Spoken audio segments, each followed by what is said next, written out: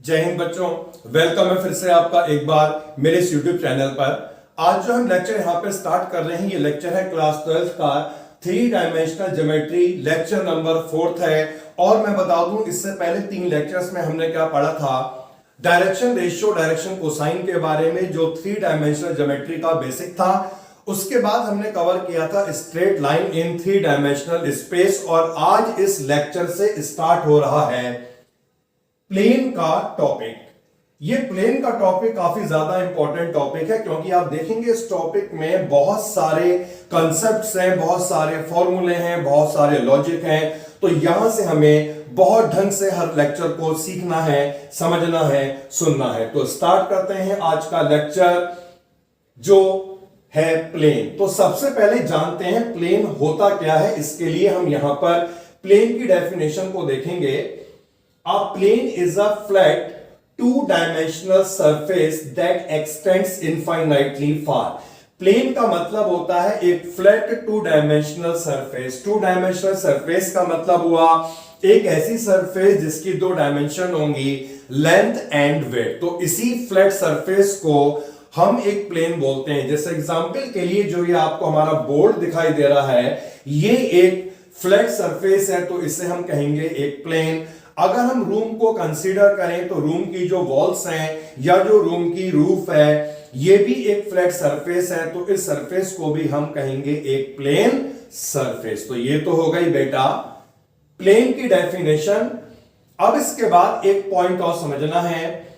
Every first degree equation in x y and z represent a plane in 3 dimensional space. कोई भी ऐसी equation जिसमें x, y और z first degree में exist करें, first degree में एग्जिस्ट करें, तो यही इक्वेशन एक प्लेन की इक्वेशन को रिप्रेजेंट करेगी 3 डायमेंशनल स्पेस में। तो कोई भी इक्वेशन जिस इक्वेशन में एक्स, वाई और जेड 1 डिग्री में एग्जिस्ट करेंगे, उसी इक्वेशन से प्लेन को रिप्रेजेंट करा जाता है।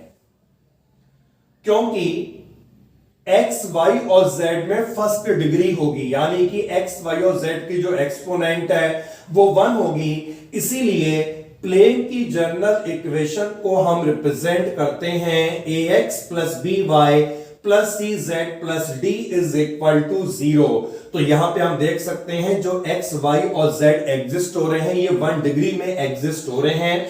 और यहां पर ये एबीसीडी क्या है, ये एबीसीडी जो है ये है कांस्टेंट। अभी आपको केवल यही याद रखना है कि ये एबीसीडी कांस्टेंट है। जैसे जैसे हम लेक्चर को आगे बढ़ाते रहेंगे, ये क्लियर होते रहेगा कि एक्चुअली में यहां पर एबीसीडी क्या रिप्रेजेंट करते हैं। तो यहां पर जो एबीसीडी है, अभी आपको ध्यान रखना है, ये केवल कांस्टेंट होंगे।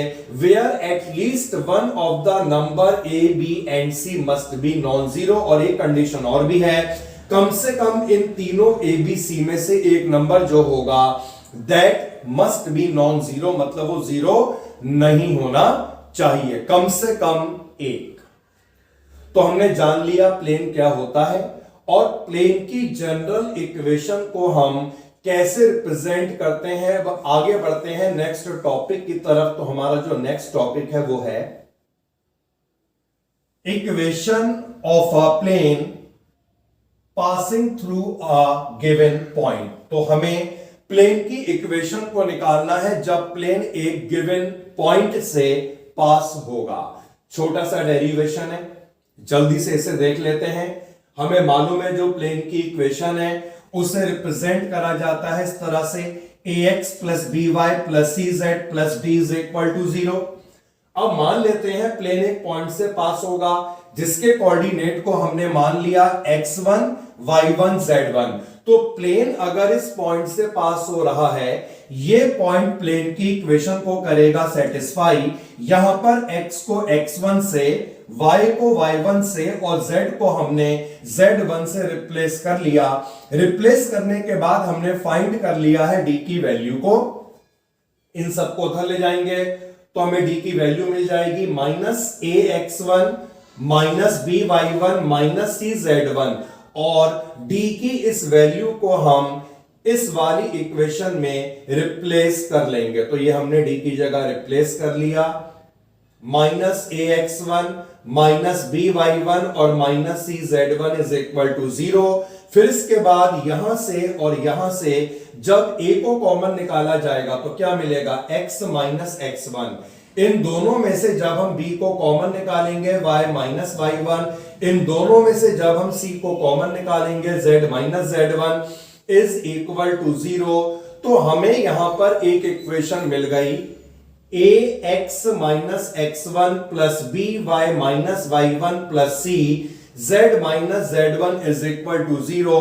और यही रिक्वायर्ड इक्वेशन है जब प्लेन एक गिवन पॉइंट से पास होगा जिसके कोऑर्डिनेट है x1 y1 z1। तो अभी हमने प्लेन की जनरल फॉर्म पढ़ी और उसके बेसिस पर हमने यहां पर एक फॉर्मूला फाइंड कर लिया।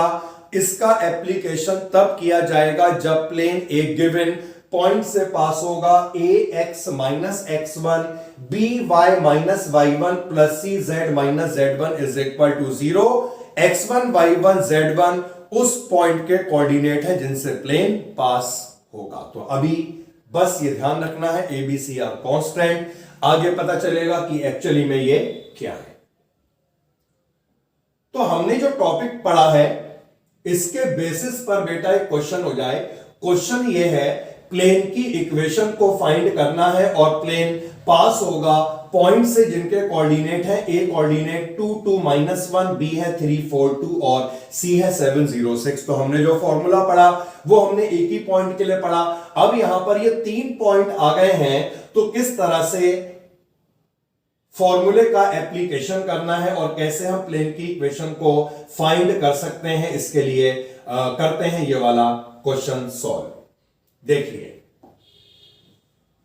सबसे पहले तो यहां पर जो हमें 3 पॉइंट गिवन हैं, इन तीनों में से किसी भी एक पॉइंट को हमें x1 y1 z1 मान लेना है। तो अभी हमने जैसे जाना था प्लेन की इक्वेशन क्या होती है, जब प्लेन एक गिवन पॉइंट से पास होता है तो प्लेन की इक्वेशन होती है ax minus x one b y minus y one c z minus z one is equal to 0। अब प्लेन यहां पर किसी भी पॉइंट को ले लो, हम यहां पर ए पॉइंट को ले रहे हैं, यानी कि फिक्स्ड पॉइंट हम कह सकते हैं या गिवन पॉइंट कह सकते हैं। अगर प्लेन इस पॉइंट से पास होगा तो इसका क्या मतलब है, ये पॉइंट क्या होगा, x1 y1 z1। तो इस पॉइंट को हमें यहां पर x1 y1 और z1 में रिप्लेस कर लेना है। तो रिप्लेस करने के बाद हमारा प्लेन कुछ इस तरह से आएगा।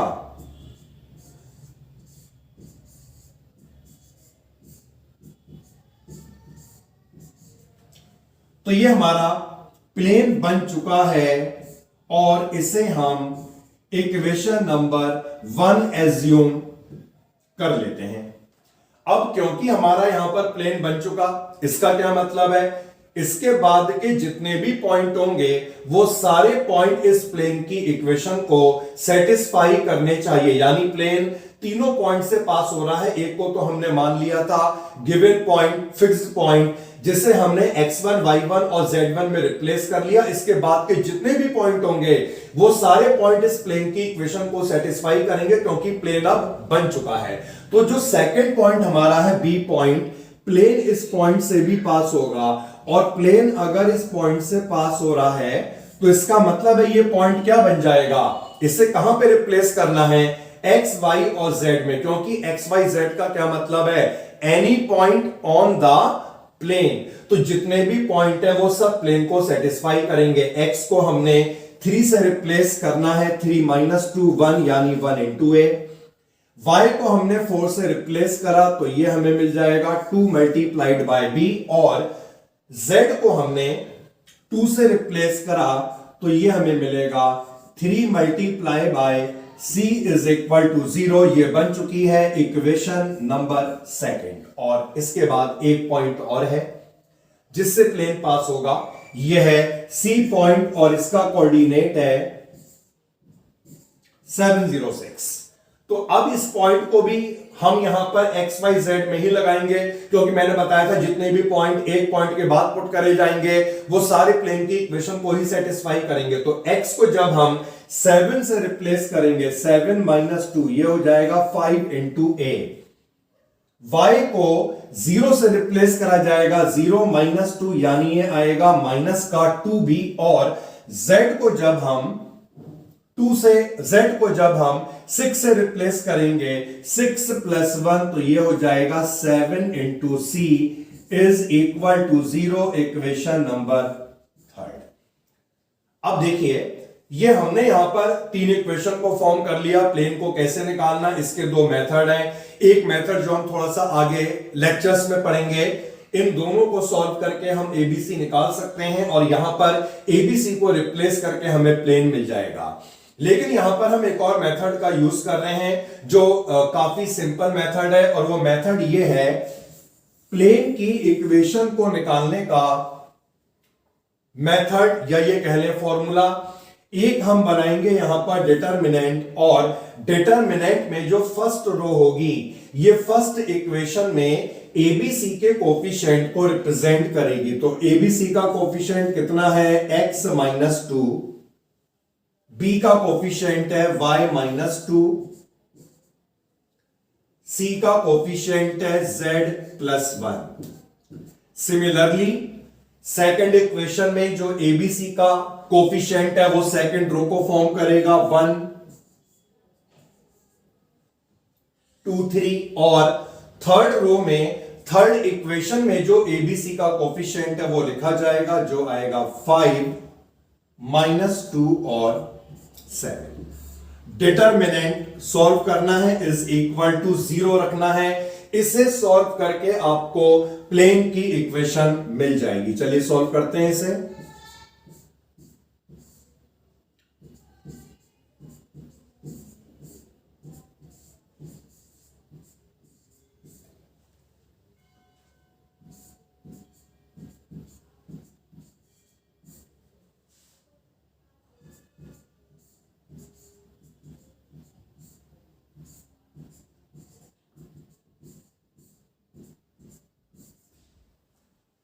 तो ये बन जाएगा यहां पर 20, और हमने ये मल्टीप्लाई भी कर लिया। 20 से मल्टीप्लाई करने के बाद 20x माइनस 40 एंड माइनस 8, और माइनस माइनस प्लस का 8, तो प्लस यहां पर आएगा 8y माइनस 16, ये माइनस 12 हो जाएगा, minus 12z minus 12 is equal to 0। इसे सॉल्व कर लीजिएगा।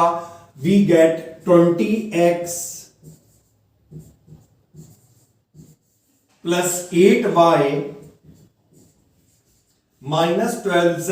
कांस्टेंट को हम यहां पे राइट हैंड साइड में ले जा रहे हैं 40, और ये 56, और ये आएगा 68।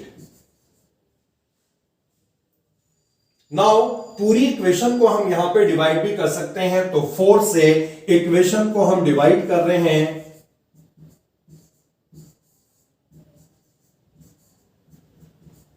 which is the required equation of plane। और हम देख सकते हैं लास्ट में जो इक्वेशन प्लेन की बनी है ये एक्स वाई जेड में 1 डिग्री को रिप्रेजेंट कर रही है। एक्स वाई जेड की यहां पे डिग्री कितनी है, 1। तो हमने एक फॉर्मूला भी जाना था केवल, और उसके बेसिस पर हमने एक क्वेश्चन करके देखा। आगे बढ़ते हैं नेक्स्ट क्वेश्चन में, और इससे पहले हम क्वेश्चन करें और हमें पढ़ना है एक यहां पर कंसेप्ट। देखिए अब vector equation of a plane passing through a given point and normal to a given vector। तो अब हमें प्लेन की वेक्टर इक्वेशन को निकालना है। If plane passes through a given point, जब प्लेन एक गिवन पॉइंट से पास होगा और एक वेक्टर ऐसा होगा जो प्लेन के नॉर्मल होगा, normal vector to the plane. तो इसके लिए देखिए हमने यहां पर एक प्लेन को कंसीडर किया है। हमने यहां पर एक प्लेन को कंसीडर करा है, और यहां पर हमने ए पॉइंट रिप्रेजेंट करा है। ये ए पॉइंट का मतलब है वो पॉइंट, वो फिक्स्ड पॉइंट जिससे प्लेन पास होगा, जिसका पोजीशन वेक्टर हो गया ए वेक्टर। पी का मतलब है any point on the line, और इसका यहां पर जो पोजीशन वेक्टर है ये हो गया आर वेक्टर। इसका पोजीशन वेक्टर ए वेक्टर, तो मैंने बताया था आपको इससे पहले भी स्ट्रेट लाइन में, एक्चुअली में यहां पर जो ओ पॉइंट होगा उसकी पोजीशन यहां पे होगी ओरिजिन इन द स्पेस, और इससे बनेगा ओ ए वेक्टर और ये बनेगा यहां पर ओपी वेक्टर। ये हो गया आर वेक्टर, ये हो गया ए वेक्टर और ये हो गया आर वेक्टर। अब यहां पर जो नॉर्मल वेक्टर है इसका क्या मतलब है? नॉर्मल का मतलब होता है पूरी सरफेस के परपेंडिकुलर होना, तो यहां से बनेगा ये ओ एन वेक्टर जो इस प्लेन के सरफेस के परपेंडिकुलर होगा। तो यहां पर हमें प्लेन की इक्वेशन को निकालना है। प्लेन फिक्स्ड पॉइंट ए से पास हो रहा है जिसका पोजीशन वेक्टर ए वेक्टर है।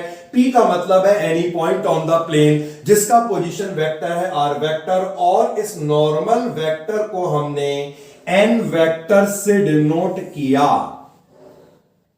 छोटा सा डेरिवेशन है, देख लेते हैं। डेरिवेशन करने का सिर्फ एम यही है कि कंसेप्ट हमें बहुत अच्छी तरह से क्लियर हो जाए, और 3D में मेन कंसेप्ट ही है।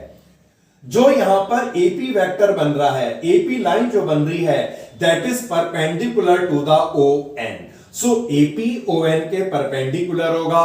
इसका मतलब है एपी और ओ एन का डॉट प्रोडक्ट 0 होगा।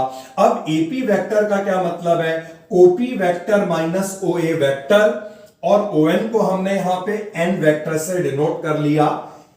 एपी ओपी का मतलब है आर वेक्टर, ये दिख रहा होगा बेटा आर वेक्टर। ओए का मतलब है ये हो गया ए वेक्टर डॉट एन, इसे हमने मल्टीप्लाई करा तो ये r dot n minus a dot n आएगा। ए डॉट एन को हम राइट हैंड साइड में ले गए तो हमें मिलेगा r dot n is equal to A dot n, और यहां पर जो ए डॉट एन है इसे हमने कांस्टेंट डी से डिनोट कर लिया, तो ए डॉट एन यहां पर डी है, यानी प्लेन की जो इक्वेशन फाइनली आपको मिलेगी वो होगी r vector dot N vector is equal to D. D का मतलब है ए डॉट एन, और इसे कहा जाता है scalar product form of plane. This form of plane is known as the scalar product form of plane. तो प्लेन की वेक्टर इक्वेशन आ गई है। अब इसे आगे बढ़ाते हैं और आगे चलते हैं। Cartesian form. अब कार्टेशियन फॉर्म में देखिए क्या है, एनी पॉइंट ऑन प्लेन जो था, यानी जो P था, उसे अगर हम x y z मान लेते हैं तो R वेक्टर हो जाएगा xi plus yj plus zk, और जो नॉर्मल वेक्टर प्लेन का था अगर उसके drs को डायरेक्शन रेशियो को abc माना जाए तो नॉर्मल वेक्टर होगा ai plus bj plus ck, और वैल्यू को अगर हम यहां पर पुट कर लें तो r dot n is equal to d, इन दोनों का डॉट प्रोडक्ट होगा, क्या बना ax, ये क्या बना by, ये क्या बना cz is equal to D. D को यहां पे लाएंगे माइनस डी होगा, इससे हम ऐसे भी तो लिख सकते हैं ax plus by plus cz plus जो भी कांस्टेंट है that is d is equal to 0। तो स्टार्टिंग में जो हमने जनरल फॉर्म प्लेन की लिखी थी वही फॉर्म हमें मिली है, ax plus by plus cz plus d is equal to 0, जिसमें हमने जाना था केवल कि abc कांस्टेंट होते हैं। तो अब हम पूरे कंसेप्ट को यहां पे जानेंगे। देखिए समझिए, प्लेन की जो स्टैंडर्ड फॉर्म होती है, प्लेन की जो स्टैंडर्ड फॉर्म होती है इन टर्म ऑफ वेक्टर, वो होगी r dot n is equal to D, where d is equal to a dot n। और प्लेन की जो जनरल फॉर्म होती है इन टर्म ऑफ कार्टेशियन, वो होगी ax plus by plus cz plus d is equal to 0। इतना clear? आगे बढ़ते हैं, कुछ और पॉइंट समझेंगे। यहां पर a b c normal vector के डायरेक्शन रेशियो थे, जो यहां पर ये नॉर्मल वेक्टर बन रहा था, एबीसी इस नॉर्मल वेक्टर के डायरेक्शन रेशियो थे। तो लास्ट में जो हमें कार्टेशियन इक्वेशन मिली है, ये वाली कार्टेशियन इक्वेशन में जो एबीसी है, इसका क्या मतलब है, नॉर्मल के डायरेक्शन रेशियो। तो अब समय आ गया है इस चीज को समझने का कि एबीसी जो कांस्टेंट होते हैं वो क्या होते हैं, ये नॉर्मल वेक्टर के डायरेक्शन रेशियो होते हैं। एबीसी होते हैं नॉर्मल वेक्टर के डायरेक्शन रेशियोज, जिन्हें हम प्लेन के डीआरस या डायरेक्शन रेशियो भी कह सकते हैं। सो ये जो पूरा कंसेप्ट हमने पढ़ लिया, इसे इन शॉर्ट समझेंगे। Vector equation of plane, vector equation of plane r dot n is equal to d, यही प्लेन की स्टैंडर्ड फॉर्म कहलाएगी इन टर्म्स ऑफ वेक्टर। और कार्टेशियन की टर्म्स में बात करें तो प्लेन की इक्वेशन स्टैंडर्ड फॉर्म में होती है ax plus b y plus c z plus d is equal to 0। दूसरा point, normal vector ai plus bj plus c के था, इस वाली इक्वेशन में जो abc है ये कहलाएंगे direction ratio of the normal vector to the plane, या इन्हें हम प्लेन के डायरेक्शन रेशियोज भी कह सकते हैं। तो ये हमने समझ लिया है। अब आगे मूव करते हैं।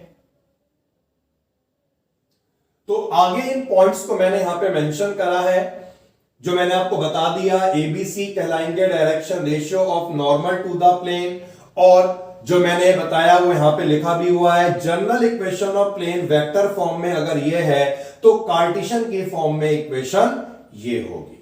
तो ये कंसेप्ट को समझने के बाद अब इस कंसेप्ट पे बेस हम कुछ क्वेश्चनों को कवर करेंगे। सो क्वेश्चन है, find the vector equation of plane passing through a point having position vector 2i plus 3j minus 4k and perpendicular to this vector, also reduce it to Cartesian form।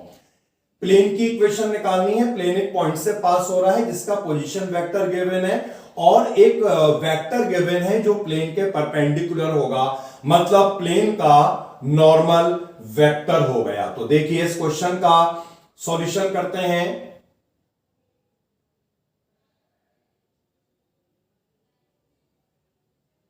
सो जिस point से plane पास होगा, इस point को हम मानते हैं ए vector. तो a vector यहां पर हो जाएगा 2i प्लस 3j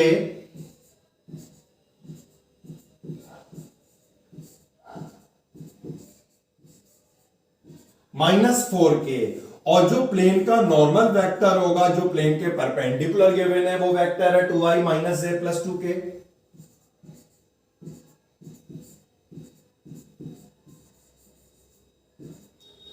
तो a vector is known, n vector is known. ऐसे केस में प्लेन की इक्वेशन को कैसे निकाला जाता था, r vector dot N vector is equal to A vector dot N vector, a vector dot N vector. तो यहां पर हमें क्या करना है, ए वेक्टर और एन वेक्टर की वैल्यू को पुट करना है। आर वेक्टर ऐसी रहेगा क्योंकि वेक्टर फॉर्म में आर वेक्टर ऐसी रहता है। सो आर वेक्टर और नॉर्मल वेक्टर है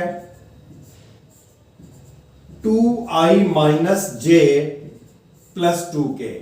यहां पर ए वेक्टर डॉट एन वेक्टर यानी इन दोनों का प्रोडक्ट करा जाएगा। सो ये बन जाएगा 4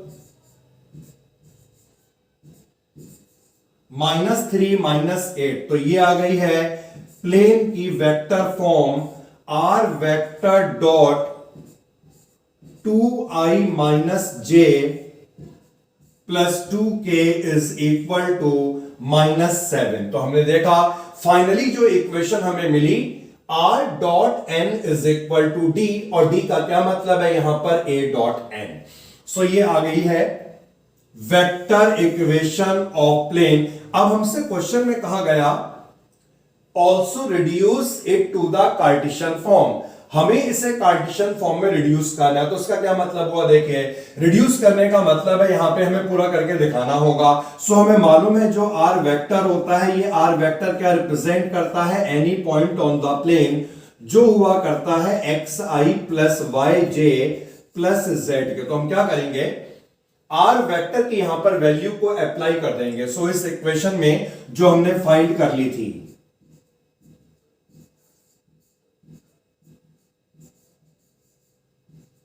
ये हमने आर वेक्टर लगा दिया, डॉट 2i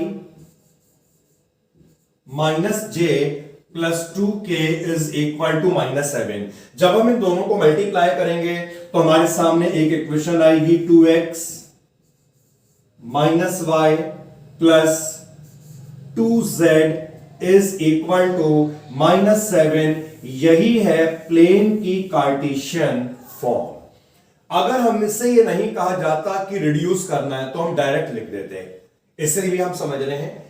अगर प्लेन की इक्वेशन वेक्टर फॉर्म में आर डॉट ये वाला वेक्टर यानी N vector is equal to D है, और इससे अगर हमें कार्टेशियन फॉर्म बनानी है डायरेक्टली तो हम कैसे बनाएंगे, आर वेक्टर को हटा दीजिएगा, आई जे के की जगह एक्स वाई जेड आ जाएगा। तो ये एक्स यहां पर वाई और यहां पर जेड, ये ऐसी रहेगा। तो इससे आपको प्लेन की कार्टेशियन फॉर्म मिल जाएगी। तो बहुत ही आसान सा ट्रांसफॉर्मेशन है between vector form and the Cartesian form of the plane.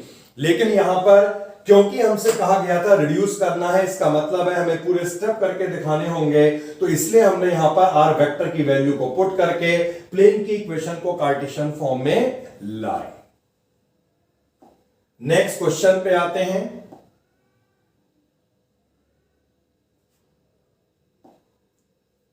और जो नेक्स्ट क्वेश्चन है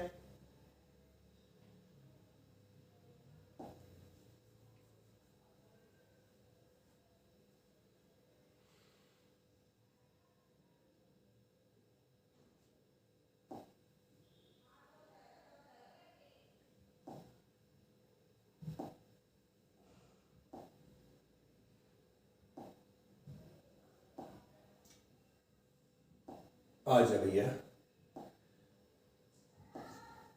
ओके, तो ये नेक्स्ट क्वेश्चन को देखते हैं।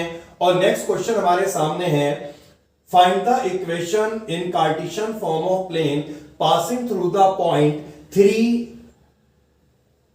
-3 1 and normal to the line joining these two point. Question को समझिएगा, प्लेन की इक्वेशन को कार्टेशियन फॉर्म में निकालना है। प्लेन इस पॉइंट से पास होगा और नॉर्मल होगा एक ऐसी लाइन के that is joining the point 3 4 -1 and 2 -1 5।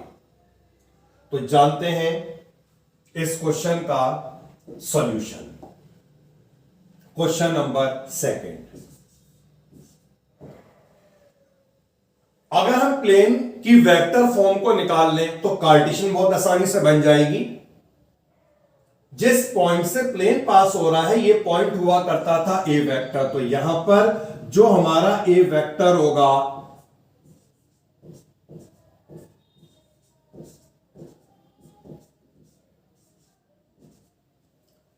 Three I minus 3j plus के हो गया।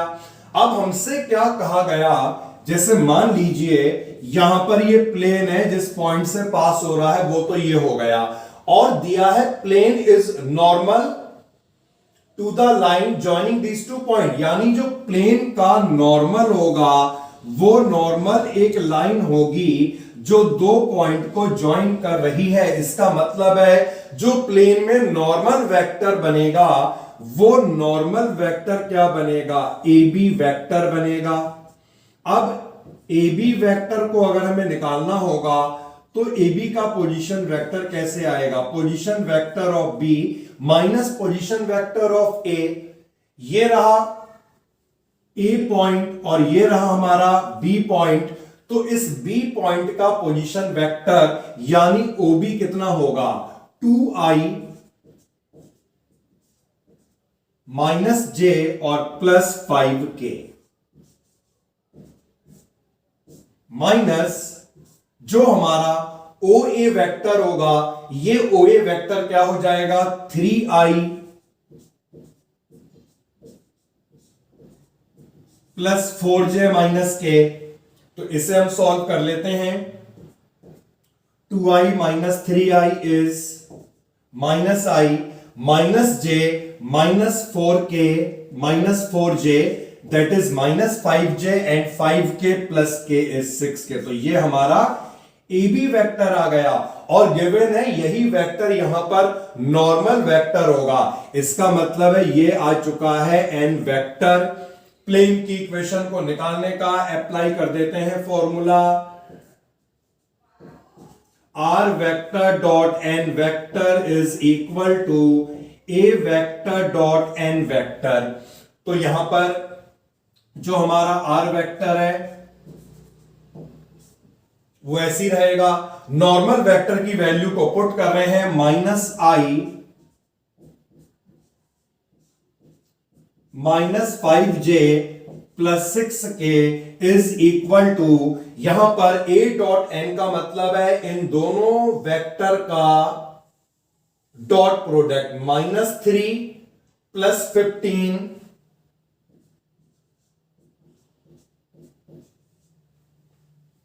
-3 प्लस 15 एंड प्लस 6। जो सॉल्व करने के बाद हमें यहां पर 18 मिलेगा। तो हमने यहां पर देखा जो इक्वेशन है वो हमारे पास आ चुकी है, are vector dot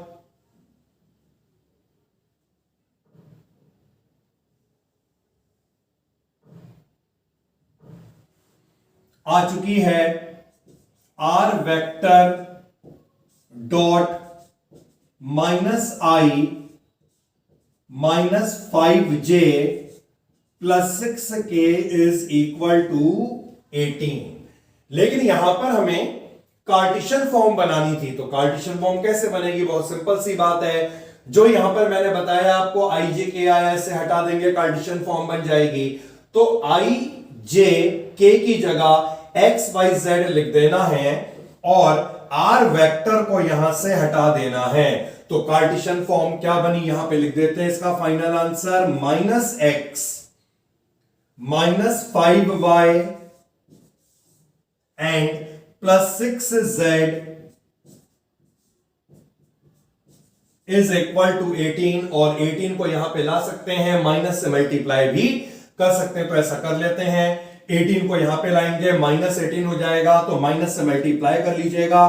final answer मिलेगा x plus 5y minus 6z plus 18 is equal to 0 which is the required equation of plane in Cartesian. क्योंकि वेक्टर फॉर्म में से निकालना आसान था तो हमने इसे वेक्टर फॉर्म से निकाला और लास्ट में से हमने कार्टेशियन में कर लिया चेंज। नाउ जो नेक्स्ट क्वेश्चन है, क्वेश्चन नंबर 3, इस क्वेश्चन को देखते हैं। Foot of perpendicular drawn from the origin to the plane is this, find the equation of plane। तो जैसे मान लीजिए ये रहा प्लेन, ओरिजिन से हमने परपेंडिकुलर को ड्रॉप करा। फुट ऑफ परपेंडिकुलर का मतलब है वो पॉइंट जो प्लेन पे लाई करेगा, जहां पर 90 का एंगल बनेगा। ये पॉइंट हमें गिवन है 4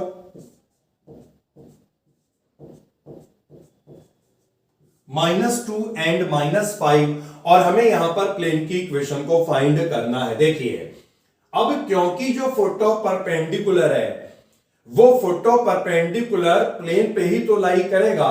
इसका क्या मतलब है, जो फुट ऑफ परपेंडिकुलर यहां पर गिवन है इसी पॉइंट से ही तो प्लेन पास होगा और जिस पॉइंट से प्लेन पास होता है इसे हम बोलते हैं ए वेक्टर। तो यहां पर ए वेक्टर हो जाएगा 4i -2j -5k। अब इसमें नॉर्मल वेक्टर क्या होना चाहिए, इस पॉइंट को चलिए m मान लिया और ओरिजिन का मतलब तो आपको मालूम ही है 0 0 0, यानी यहां पर जो हमारा OM होगा यही OM नॉर्मल वेक्टर को डिनोट करेगा। तो नॉर्मल वेक्टर का मतलब यहां पर OM वेक्टर से है, और किसी भी वेक्टर का पोजीशन वेक्टर हम कैसे निकालते थे, अगर हमें OM का पोजीशन वेक्टर निकालना है तो इसका यही तो मतलब होगा, position vector of M minus position vector of O। अब M का पोजीशन वेक्टर यानी कि ये होना चाहिए 4i minus 2j minus 5k, और ओरिजिन का जो पोजीशन वेक्टर होगा ये कितना होगा 0i 0j प्लस 0k, और जब इसे हम माइनस करेंगे तो हमें यहां पर यही वेक्टर मिल जाएगा 4i माइनस 2j माइनस का 5k। तो यही नॉर्मल वेक्टर हो गया, और इसी पॉइंट से प्लेन पास हो रहा है। ए वेक्टर मिल चुका है और एन वेक्टर मिल चुका है। देर किस बात की है, प्लेन की इक्वेशन को बनाते हैं, R vector dot N vector.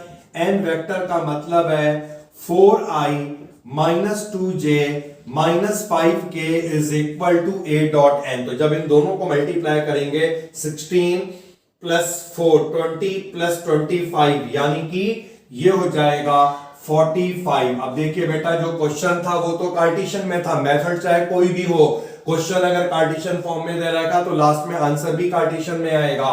तो कार्टेशियन फॉर्म बना दो, ijk को x y z से रिप्लेस कर देंगे, 4x minus 2y minus 5z minus 45 is equal to 0, which is the required equation of plane. तो आज इस लेक्चर में हमने जिन टॉपिक को पढ़ा उनके बेसिस पे हमने क्वेश्चनों को कवर कर लिया, क्योंकि इस पूरे प्लेन के टॉपिक में बहुत सारे फॉर्मूले हैं, बहुत सारे कॉन्सेप्ट है, तो पॉसिबल नहीं है कि एक ही लेक्चर में बहुत सारी चीजों को हम कवर कर पाए। तो बेहतर रहेगा हम थोड़ा थोड़ा करके हर लेक्चर में इसे कवर करें। तो नेक्स्ट लेक्चर में इसके आगे का हम कंटिन्यू करेंगे। जय हिंद।